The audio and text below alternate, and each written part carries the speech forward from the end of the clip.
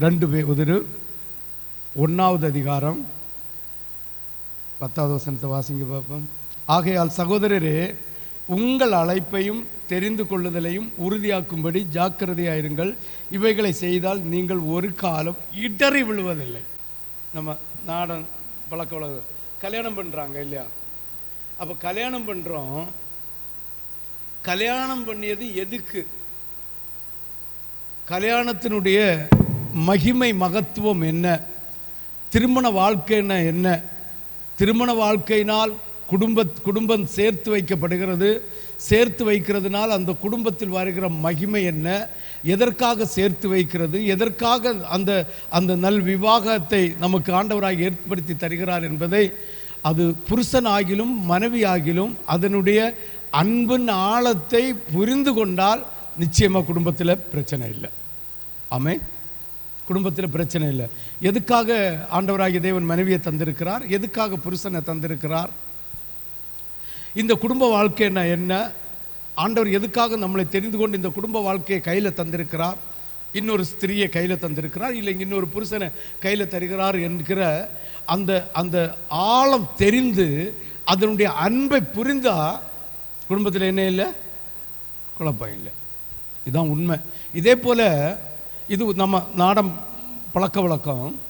ஒருவரை ஒருவர் புரிந்து கொள்ளுகிற அந்த அந்த பக்குவம், அதனுடைய அது என்ன என்பதை தெரிந்து கொள்ளாதது நிமித்தம் நிறைய குடும்பத்தில் நீயா நானா, நீ மூத்ததா நான் மூத்ததா, நீ பெருசா நான் பெருசா, உன் சம்பாத்தியம் பெருசா என் சம்பாத்தியம் பெருசா, அப்படி அந்த அந்த ஏதோ ஒரு காரணம், அந்த மாமியாரை பார்த்து உனக்கு 50 தான் பெருசா, இல்லைங்க எனக்கு 50 தான் பெருசா, அப்படி இப்படின்னு ஏதோ ஒரு வழக்கு அங்கே வந்துட்டே இருக்கு. ஏன்னா ஒருவருக்கொருவர் புரிந்து கொள்ளாது. ஆண்டவர்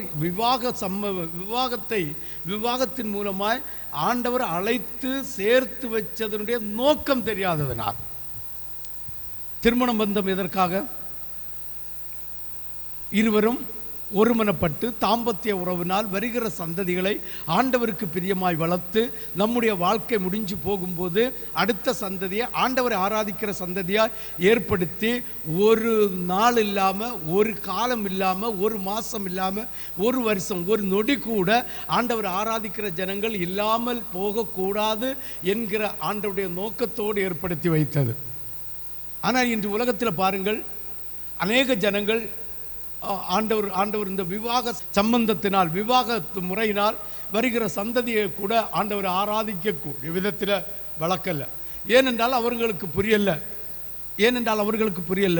ஆண்டவராகிய தேவன் விவாக அந்த அந்த அந்த முறையை ஏற்படுத்தி ஆணும் பெண்ணையும் சேர்ந்து வழக்கு எதுக்கு வைத்தார் என்பதை புரியாமல், ஏதோ ஒரு பிள்ளைகளுக்காக பணம் சம்பாதித்து வைக்க வேண்டும், மனைவிக்கு நல்ல ட்ரெஸ் எடுத்து கொடுக்கணும், நல்ல நகைகளை எடுத்து கொடுக்கணும், புருஷனுக்கு நல்ல வேலை கிடைக்கணும், ஆரோக்கியமாக இருக்கணும் என்கிற சிந்தனையில் இன்னும் உலகம் போய்கொண்டிருக்கு. அதுதான் குடும்பத்தில் பிரச்சனை, குடும்பத்தில் வறுமை, குடும்பத்தில் டைவர்ஸ் கேஸில் நிறைய போய் இருக்கிறது.